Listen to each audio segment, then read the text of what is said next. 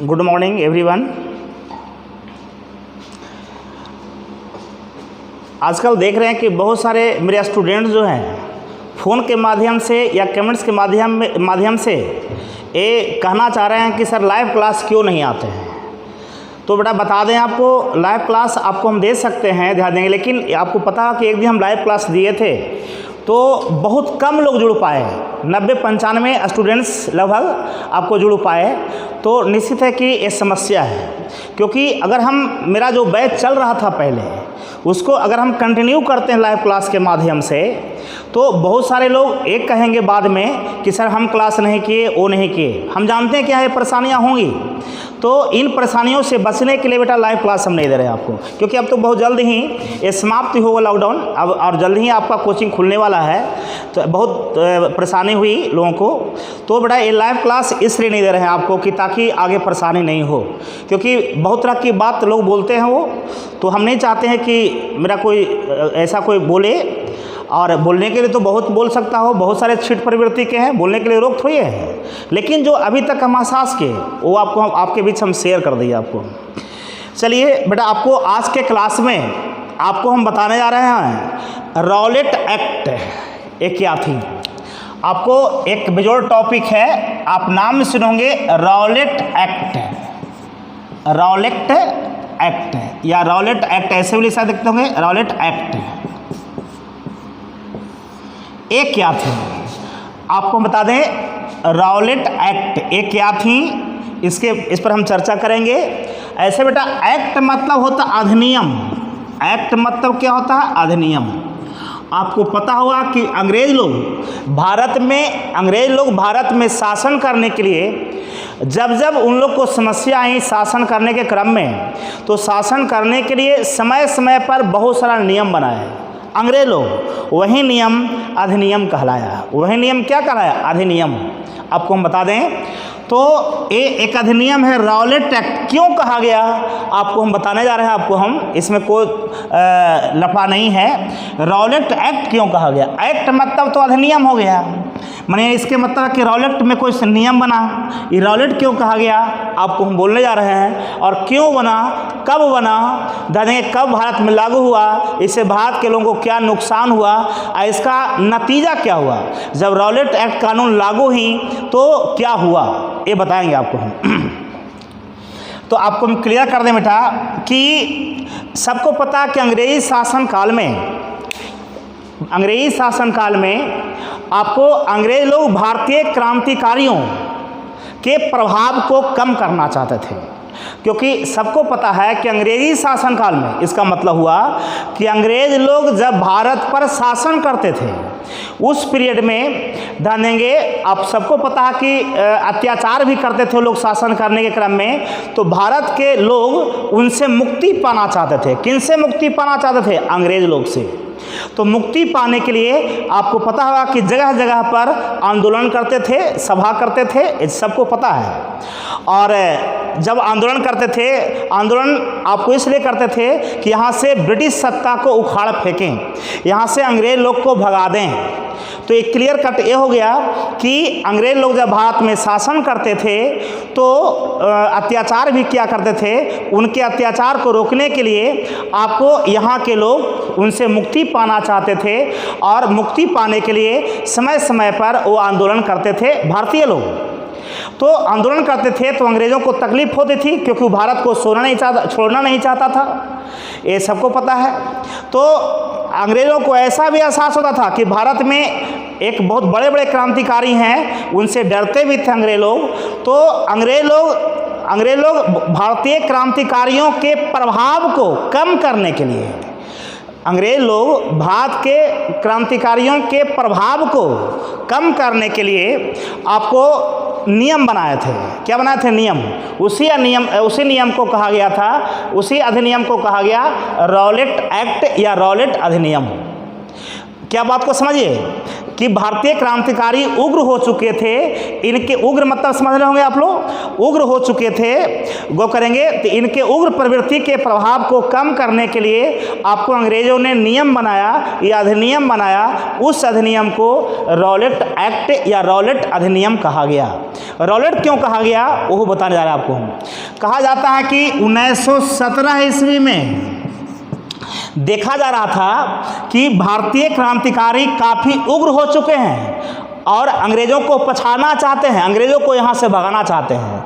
यह एहसास किसको हुआ? अंग्रेज़ों को, कि भारतीय क्रांतिकारी उग्र हो चुके हैं, इनके प्रभाव को कम करना है। तो इनके प्रभाव को कम करने के लिए आपको कैसे कम होगा, इसके लिए अंग्रेज़ों ने एक समिति बनाई, कमेटी, और कमेटी के अध्यक्ष थे जानेंगे sir Sydney Rowlatt. Sir Sydney Rowlatt, गौ करेंगे, ये आदमी का नाम है, जानेंगे सर सिडनी रॉलेट। 1917 ईस्वी में अंग्रेज़ों ने आपको एक कमेटी बनाई, एक कमेटी बनाई, ध्यान देंगे, और उस कमेटी या समिति बनाई और उस समिति के अध्यक्ष थे सर सिडनी रॉलेट। देंगे सर सिडनी रॉलेट या रॉलेट भी कह सकते हैं आप, आपको गौर करेंगे सर सिडनी रॉलेट। और ये समिति इसलिए बनाई, ये कमेटी, कि आप बताइए कि भारतीय क्रांतिकारी के प्रभाव को कैसे कम किया जाए, ये लोग जो उग्र हो चुके हैं इनके शक्ति को कैसे पतित किया जाए, कैसे समाप्त किया जाए, ध्यान देंगे, ताकि ये लोग आंदोलन ना कर सकें। तो इनके अध्यक्षता में एक कमेटी बनाई गई। कब बनाई गई? 1917 में, ठीक है, 1917 में बनाई गई। तब एक कमेटी 1918 ईस्वी में एक रिपोर्ट सौंपी इनको। एक कमेटी किस लिए बनाया गया था? कि रिपोर्ट देंगी कि भारतीय क्रांतिकारियों के प्रभाव को कैसे कम किया जाए। इसके संबंध में ये सर सिडनी रॉलेट वाली कमेटी जो है ये रिपोर्ट सौंपेंगी किसको? अंग्रेज़ को, अंग्रेजी सरकार को। तो 1917 में एक कमेटी बनी, 1918 में वो रिपोर्ट दी। कौन? Sir Sydney Rowlatt. Sir Sydney Rowlatt की अध्यक्षता वाली कमेटी ने, तो उन्होंने ये अपने रिपोर्ट में इन्होंने कहा कि भारतीय क्रांतिकारियों के प्रभाव को यदि समाप्त करना है, जानेंगे उसके प्रभाव को समाप्त करना है, तो एक ऐसा नियम बने।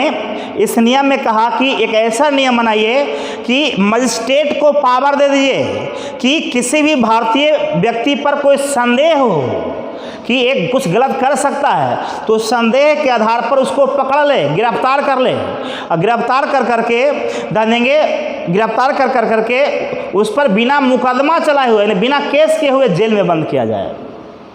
जानेंगे, अब सोचिए आज व्यक्ति को ऐसा है कि बिना मुकदमा, इन मुकदमा को केस कहते हैं, बिना केस के कोई जेल गया हो, ऐसा तो नहीं है। लेकिन अंग्रेजों ने ऐसा बना दिया कि संदेह के आधार पर गिरफ्तार कर लीजिए।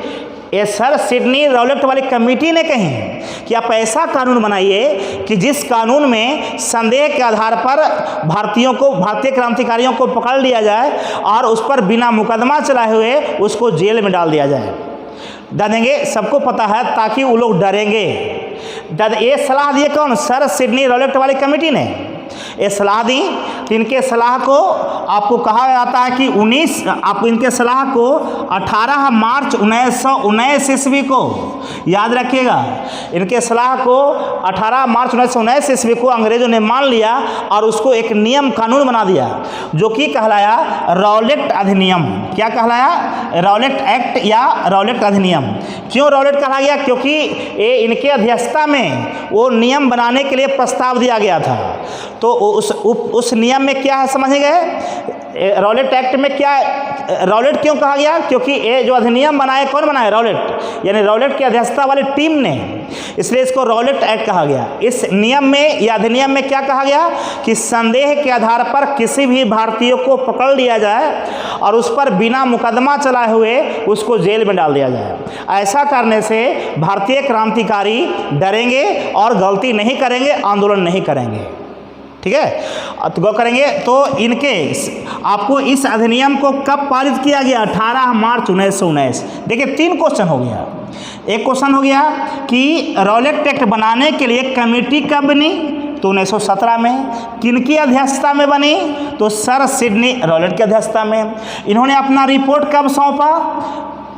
किसके संबंध में समझ रहे होंगे आप लोग? रिपोर्ट सौंपा 1918 में। इनके रिपोर्ट कब अधिनियम बन गए? 18 मार्च 1919। माने नियम बन गया, नियम बन गया तो लागू हुआ कि मैंने तब ये जब नियम बन गया तब अंग्रेज लोग किसी भी भारतीय को संदेह के आधार पर पकड़ लेंगे, बिना उस पर केस किए हुए उसको जेल में डाल देंगे। ये नियम बन गया। तो ये जब नियम बना, हमारे बात को समझिएगा, ये जब ऐसे इसको आपको ध्यान देंगे, आपको अराजकता अधिनियम भी इसको कहा जाता है। रॉलेट एक्ट को ध्यान देंगे अपराध एवं, इसको कहा जाता है अपराध एवं अराजकता अधिनियम, अराजकता अधिनियम, अराजकता अधिनियम, या इसको क्रांतिकारी एवं अराजकता अधिनियम भी कहा जाता है। अपराध या क्रांतिकारी भी कह सकते हैं। रॉलेट एक्ट का दूसरा नाम है क्रांतिकारी एवं अराजकता अधिनियम, क्रांतिकारी एवं अराजकता अधिनियम भी कहा जाता है, या अपराध एवं अराजकता अधिनियम भी कहा जाता है।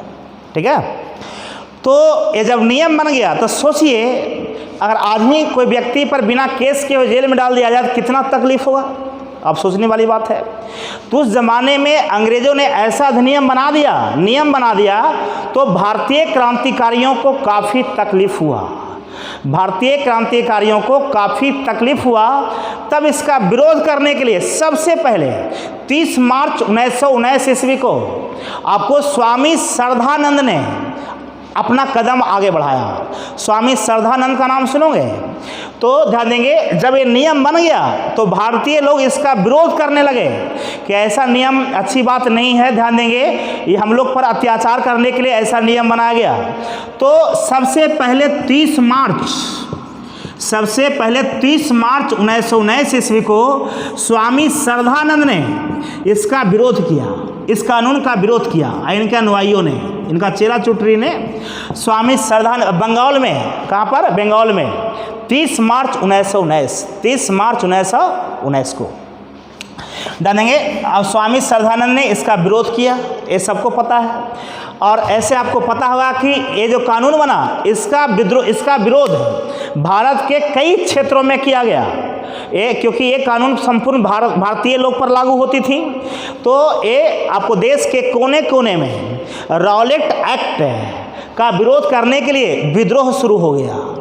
ठीक इसी क्रम में आपको एक विद्रोह शुरू हुआ था, आपको पंजाब में भी आप नाम सुनोगे, पंजाब में भी विद्रोह शुरू हुआ, आप नाम सुनोगे, आपको सत्यपाल मलिक और सैफुद्दीन किचलू, आप नाम सुनोगे, आप सुनना होगा, ध्यान देंगे, सत्यपाल मलिक और सैफुद्दीन किचलू, और नाम सुनोगे सैफुद्दीन किचलू। ये दो क्रांतिकारी थे, भारतीय क्रांतिकारी थे, जो कि पंजाब के थे। कहाँ के थे? पंजाब। ऐसे आपको पता होगा कि जिस समय एक कानून बनी थी, उस समय महात्मा गांधी का भारतीय राजनीति में प्रवेश हो चुका था। आपको महात्मा गांधी का तो भारतीय राजनीति में प्रवेश हो गया 1916 में ही। गोपाल कृष्ण गोखले के कहने पर, आपको गोपाल कृष्ण गोखले नाम सुनोगे कि महात्मा गांधी के राजनीतिक गुरु थे, राजनीति में आने के लिए प्रेरित किया महात्मा गांधी को, कौन किया?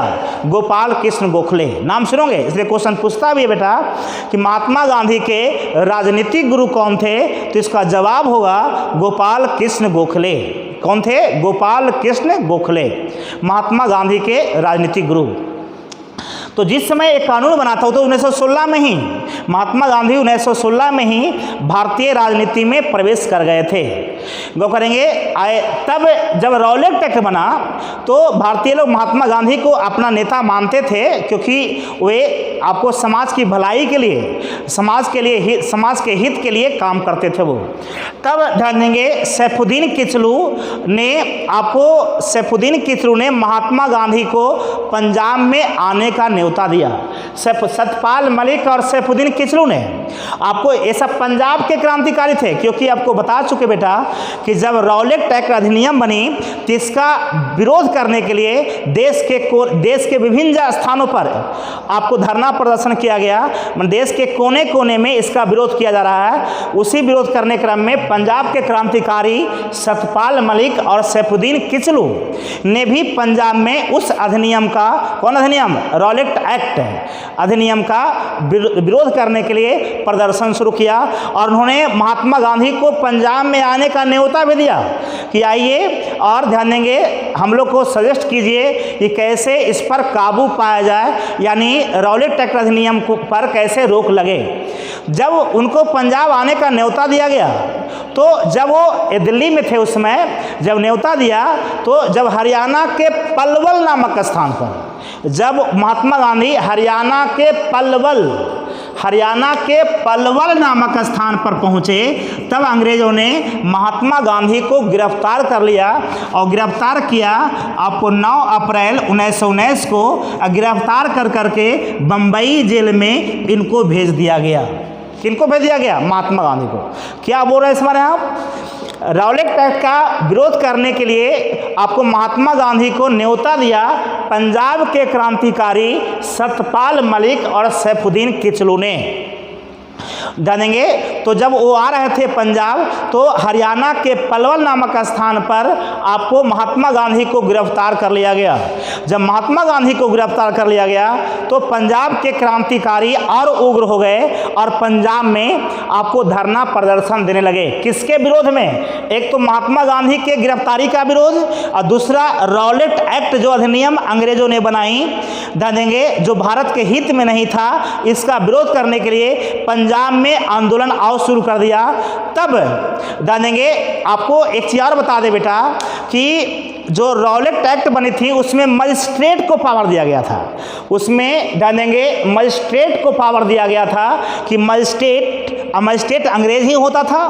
जो रॉलेट एक्ट अधिनियम बनी थी उसमें मजिस्ट्रेट को पावर दे दिया गया था कि संदेह के आधार पर, डाउट के आधार पर, शक के आधार पर कि किसी भी भारतीय को आप पकड़ सकते हैं और बिना मुकदमा चलाए हुए उसको जेल में भेज सकते हैं। ये पावर मजिस्ट्रेट को दिया गया था। जानेंगे तो ऐसा कर दिया गया था।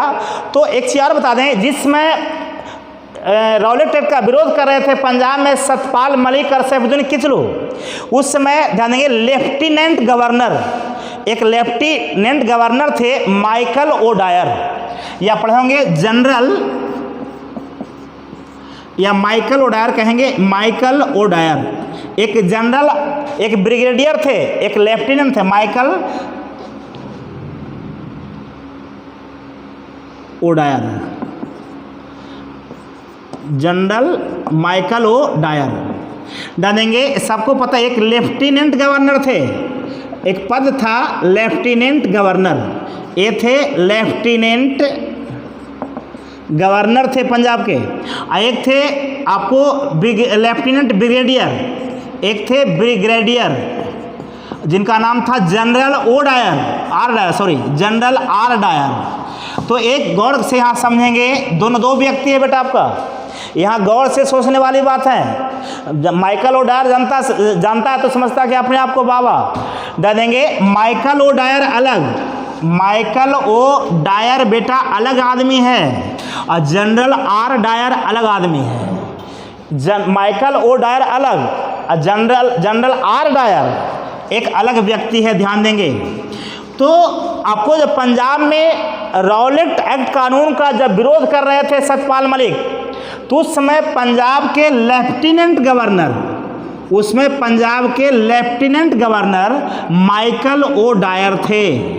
माइकल ओडायर ने आपको सोचा कि पंजाब में जो विद्रोह हो रहा है इसके नेतृत्व में हो रहा है, इसके कहने पर हो रहा है। किसके कहने पर? सतपाल मलिक और सैफुद्दीन किचलू। अगर ये दोनों को गिरफ्तार कर लिया जाए तो पंजाब में इस अधिनियम का विरोध बंद हो जाएगा, क्योंकि जे आग लगा रहा है वो यही दोनों लगा रहा है। तब आपको माइकल ओडायर ने ये दोनों को गिरफ्तार कर लिया। आपको दोनों क्या कर लिया? गिरफ्तार कर लिया। बात को समझिएगा। अब सोचिए, इनके साथ कई लोग आंदोलन में भाग ले रहे होंगे। अरे ये तो मेन नेता थे। तो जब विरोध हो रहा था उस कानून का, तो इनको तो साथ देने वाले कई पंजाब के और भी लोग थे, लेकिन मेन नेता ये थे। मेन नेता का गिरफ्तारी हो गया। जब मेन नेता का गिरफ्तारी हो गया, तब पंजाब के अन्य क्रांतिकारी जो थे, यानी इनके जो अनुयायी थे, चेला चुट्टी जो थे, आपको और उग्र हो गए और इनको रिहा करवाने के लिए इनको तो गिरफ्तार कर लिया। कौन करवा दिया? आपको लेफ्टिनेंट गवर्नर माइकल ओडायर ने इनको गिरफ्तार करवा दिया। क्यों करवा दिया? क्योंकि सोचा कि जब तक ये रहेगा, जब तक पंजाब में आंदोलन शुरू रहेगा, हम लोग का जो कानून का विरोध होते रहेगा, इसको गिरफ्तार करवा देंगे तो वो करेंगे आप पंजाब में, तब इसका विरोध नहीं होगा, न बांस रहेगा न बांसुरी बजेगी।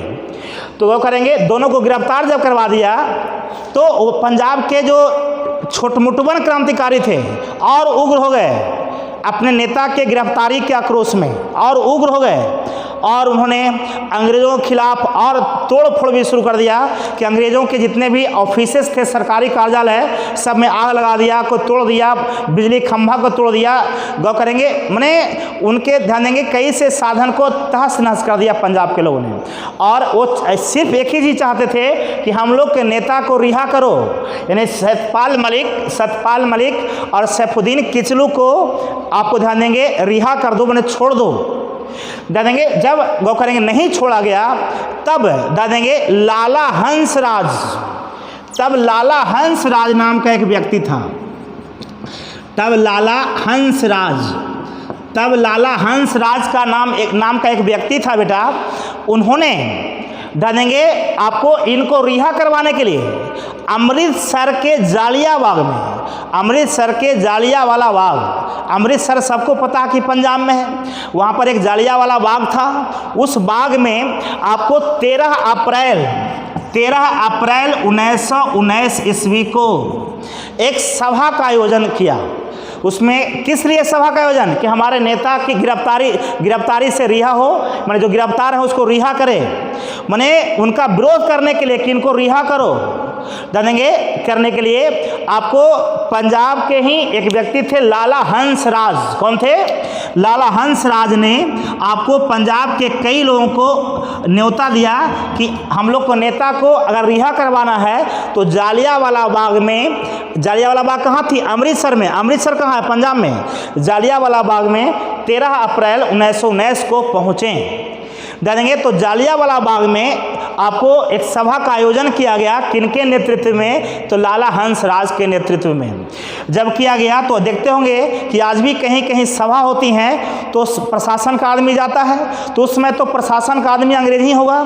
तब ध्यान देंगे, तब जब जालियांवाला बाग में सभा का आयोजन किया जा रहा था, तब वहाँ के ब्रिगेडियर जनरल ओडायर को नियुक्त किया गया। किनको? अमृतसर में। बात को समझिएगा, अमृतसर के Jallianwala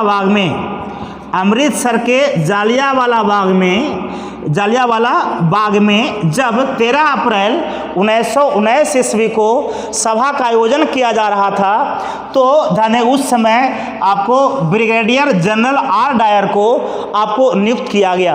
brigadier general R Dyer को नियुक्त किया गया कि आपको ये सरकारी आदमी था, अंग्रेजों का आदमी था।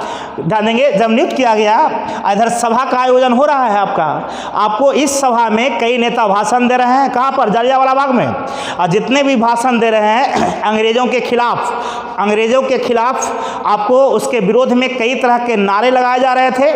तो निश्चित है कि अंग्रेजों के खिलाफ जब नारे लगाए जा रहे थे तो जनरल आर डायर को, जो कि ब्रिगेडियर था, काफ़ी तकलीफ हुआ। और इतना तकलीफ हुआ कि इन्होंने गोली चलाने का आदेश दे दिया। गोली चलाने का आदेश माइकल ओडायर ने नहीं, आपको जनरल आर डायर ने दी थी। याद रखिएगा, बहुत सारे जो छिट प्रवृत्ति के हैं माइकल ओडायर जानता है तो बाबा समझता हो। जानेंगे जनरल आर डायर ने आपको जालियांवाला बाग में गोली चलाने का आदेश दे दिया। देंगे आपको हम बता दें, जैसे ही गोली चलना शुरू हो गया तो जालियांवाला बाग में भगदड़ मच गई। जालियांवाला बाग में क्या मच गई? भगदड़ मच गई। लोग जान प्राण देकर के भागना शुरू किए। और एक बता दें कि जालियांवाला बाग जो थी चारों तरफ से घेरा हुआ था, उसमें एक ही गेट था, वो निकलना ध्यान देंगे एक ही गेट से निकलेगा सब। और जब भगदड़ मच गई तो गेट से निकलना शुरू किया। और गौ करेंगे जैसे जैसे लोग निकलते गए वैसे वैसे गोली से दागते गया, मैंने गोली मारते गया लोगों को। और अंग्रेज लोग गोली तब तक मारते रह गया जब तक उसके पास गोली समाप्त न हो गया। देंगे इस तरह से कहा जाता कि जालियांवाला बाग में ये जो कांड हुआ, आपको जालियांवाला बाग में जो गोली चलाई गई, गोली कांड, ये कब हुआ? 13 अप्रैल 1919 को। किसके आदेश पर हुआ? जनरल आर डायर के आदेश पर। एक गोली चलाने का आदेश क्यों दिलवाया? क्योंकि जालियांवाला बाग में आपको भारतीय क्रांतिकारी लोग अंग्रेजों के खिलाफ प्रदर्शन कर रहे थे, तरह तरह के नारे दे रहे थे। जानेंगे इससे अजीज होकर के जनरल आर डायर ने गोली चलाने का आदेश दिया। जालियांवाला बाग में आपको लगभग 20,000 लोग, कितने लोग? 20,000 लोग उपस्थित हुए थे। जब एक गोली कांड हुआ जानेंगे तो कहा जाता है, तब एक कांड हुआ तो भारतीय नेताओं को काफ़ी तकलीफ हुई। तो भारतीय नेता अंग्रेज़ों से आग्रह किए कि इसकी जांच हो। आज भी कोई कांड होती है तो जांच का आदेश होता है कि CBI जांच हो। जानेंगे तो जालियांवाला बाग जब कांड हुई थी तो उस समय भारतीय नेता जो मेन थे, जैसे पंडित जवाहरलाल नेहरू, महात्मा गांधी, ये सब जो थे, इन्होंने मांग की अंग्रेज़ों से, अंग्रेजी सरकार से कि इस कांड की जाँच हो और इसका जो आरोपी है उसको दंड दिया जाए, उसको सजा दी जाए। तब ध्यान देंगे एक कमेटी बनी थी, हंटर कमेटी। कौन बनी थी? ध्यान देंगे हंटर कमेटी। आपको एक कमेटी है, ये जालियांवाला बाग कांड के लिए एक कमेटी बनी, एक समिति बना विलियम हंटर की अध्यक्षता में। हंटर कमेटी क्यों कहा गया? इस कमेटी में 7 सदस्य थे, जिसमें 5 गो अंग्रेज था। इसमें 7 सदस्य थे, जिसमें 5 गो अंग्रेज था और 2 गो भारतीय थे। जानेंगे 2 गो भारतीय, याद रखिएगा, ये भी दिमाग में रखिएगा कि जालियांवाला बाग जब कांड हुआ तो भारतीय नेताओं ने आपको जांच के लिए आपको एक कमेटी बनवाई थी। उस कमेटी का नाम क्या था? Hunter committee. ये अंग्रेजों से कहा कि इसकी जांच हो, तब अंग्रेजों ने विलियम हंटर की अध्यक्षता में, विलियम हंटर की अध्यक्षता में एक कमेटी बनाई और इस कमेटी में या समिति में 7 व्यक्ति थे, जिसमें 7 में 5 अंग्रेज था और 2 भारतीय था। जानेंगे 2 भारतीय थे, 7 जो 5 अंग्रेज थे उसी में से एक थे विलियम हंटर। विलियम हंटर की अध्यक्षता में एक कमेटी बनी थी, इसलिए इसको हंटर कमेटी कहा गया। हंटर कमेटी की स्थापना जानेंगे 1919 ईस्वी में हुई। हंटर कमेटी की अध्यक्षता, हंटर कमेटी की स्थापना कब हुई? 1919 ईस्वी में ही हुई। किसकी अध्यक्षता में? William Hunter. हंटर कमेटी क्यों कहा गया, आप समझ में आ गया होगा, क्योंकि इस कमेटी के अध्यक्ष कौन थे? विलियम हंटर, इसलिए इन्हीं के नाम पर ये कमेटी का नाम पड़ गया। किस लिए कि हंटर कमेटी किस लिए बनाई गई? जालियांवाला बाग हत्याकांड की जांच के लिए। तब इसमें 2 भारतीय थे, 2 भारतीय में एक थे सर चिम्मनलाल सीतलवाड़। आपको जो हम बोल रहे हैं बेटा कि हंटर कमेटी में जो 7 सदस्य थे उसमें 2 भारतीय थे, उसमें एक सर सैयद अहमद थे और दूसरा सर चिम्मनलाल सीतलवाड़। जानेंगे सर चिम्मनलाल सीतलवाड़ एक थे आपको साहबजादा अहमद। 2 व्यक्ति इसमें थे। ये भी क्वेश्चन पूछेगा कि हंटर कमेटी जो बनी थी उसमें कितने लोग थे? तो 7। इसमें कितने भारतीय? 2 भारतीय। 2 भारतीयों में पहला कौन? सर चिम्मनलाल सीतलवाड़। दूसरा साहबजादा सुल्तान अहमद। 2 भारतीय। चलिए ध्यान देंगे, तो जब एक हंटर कमेटी बनाई गई, कब बनाई गई? 1919 में। किस लिए? जालियांवाला बाग हत्याकांड की जांच के लिए। जब ये कमेटी जांच की तो इन्होंने कहा कि 379 व्यक्ति मारे गए हैं इस हत्याकांड में, अब 1200 व्यक्ति घायल हुए हैं। विलियम हंटर को हंटर कमेटी को जब काम सौंपा गया, कौन काम? कि जालियांवाला बाग हत्याकांड हुआ, इसमें कितने लोग मारे गए, कौन दोषी हैं, तो गौर करेंगे। तो हंटर कमेटी ने जांच रिपोर्ट सौंपी अंग्रेजी सरकार को। उन्होंने कहा कि इस हत्याकांड में लगभग 379 लोग मारे गए हैं। कितने लोग? 379 लोग मारे गए हैं, 1200 घायल। जानेंगे तो क्वेश्चन यही पूछेगा कि हंटर कमेटी के रिपोर्ट के अनुसार कुल कितने लोग मारे गए? 379 लोग। कितने घायल हुए? 1200। भारतीय लोग को विश्वास नहीं हो रहा था क्योंकि ये आंकड़ा सही नहीं था। तब ध्यान देंगे, तब आपको पता होगा, तब भारतीय क्रांतिकारियों ने, भारतीय नेताओं ने कांग्रेस के नेताओं की एक कमेटी बनाई कि हम लोग का एक कमेटी बने। भारतीयों ने कमेटी बनाई इसकी जांच के लिए, जिसका नाम था तहकीकात कमेटी। तहकीकात कमेटी बनाई जिसके अध्यक्ष थे मदन मोहन मालवीय। मदन मोहन मालवीय इसके अध्यक्ष थे मदन मोहन मालवीय, याद रखिएगा। तहकीकात कमेटी आपको जो हंटर कमेटी रिपोर्ट सौंपी, इस रिपोर्ट पर भारतीयों को विश्वास नहीं था, तब अपने लोगों का एक कमेटी बनाई आपको तहकीकात कमेटी। तहकीकात कमेटी के अध्यक्ष कौन थे? तो मदन मोहन मालवीय। कब बनाई? तो 1920 में। इन्होंने जब तहकीकात कमेटी जब जांच की इस हत्याकांड का, तो 1000 लोग मारे गए थे। आई कह रहा था 379 लोग, अंतर यही था। तो ये ध्यान देंगे, तो एक क्लियर हो गया होगा आपको। तो ये जालियांवाला बाग हत्याकांड हुआ, तो यानी क्लियर हो गया कि रॉलेट एक्ट कानून न बनता न जालियांवाला बाग हत्याकांड होता। इसी का न विरोध कर रहे थे लोग, तो गिरफ्तार किया गया। गिरफ्तार किया गया तो फिर गिरफ्तारी से रिहा कराने के लिए आपको जालियांवाला बाग में सभा का आयोजन किया गया। सभा का आयोजन हुआ तो गोली चल गया तो लोग मारे गए। तो रॉलेट एक्ट अधिनियम डालेंगे, कौन अधिनियम था समझ गए? वो भारतीयों के हित में नहीं था। ऐसे रॉलेट एक्ट अधिनियम को बिना वकील, बिना अपील, बिना दलील का कानून भी कहा जाता है।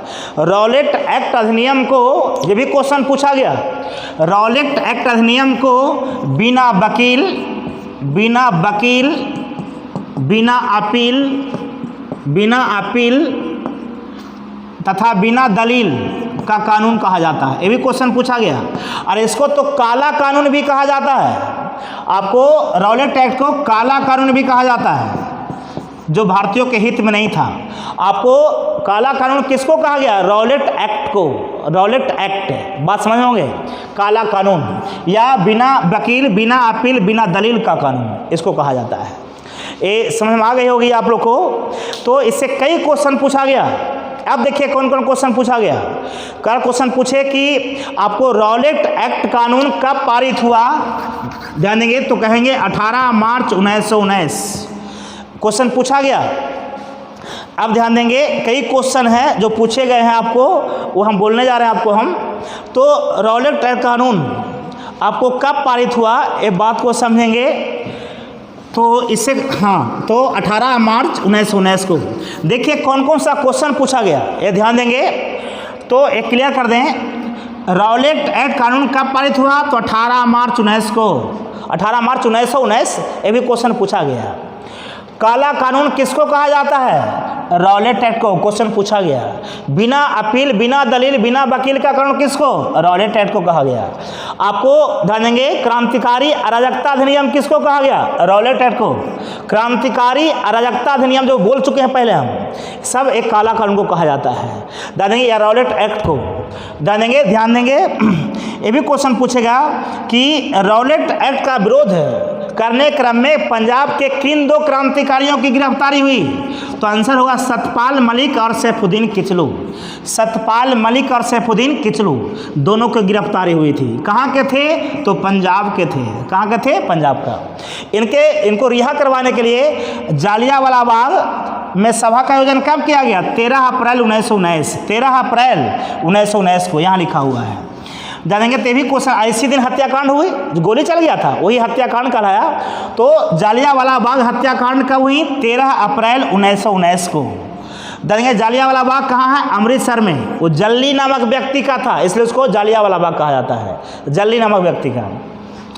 जालियांवाला बाग में सभा का आयोजन किसने किया था, किनके नेतृत्व में हुआ था? तो लाला हंसराज के नेतृत्व में हुआ था। जानेंगे जालियांवाला बाग हत्याकांड की जांच के लिए कौन कमेटी बनी? तो हंटर कमेटी। कौन कमेटी? Hunter committee. कब बनी? 1921 में। कितने लोग इसमें शामिल थे? 7 लोग। इसमें कितने अंग्रेज? 5। कितने भारतीय? 2। ये भी पूछा गया। आपको जालियांवाला बाग हत्याकांड के लिए जो हंटर कमेटी बनी, उसके अध्यक्ष कौन थे? William Hunter. जानेंगे इसके अनुसार कितने लोग मारे गए? 379। कितने लोग घायल? 1200। जालियांवाला बाग में कितने लोग लगभग उपस्थित हुए थे? तो 20,000। जालियांवाला बाग हत्याकांड की जांच के लिए भारतीयों ने कौन कमेटी बनाई? तहकीकात कमेटी। कौन कमेटी? तहकीकात। देंगे तहकीकात कमेटी बनाई। देंगे तहकीकात कमेटी के अध्यक्ष कौन थे? मदन मोहन मालवीय। तहकीकात कमेटी के अनुसार कुल कितने लोग मारे गए थे?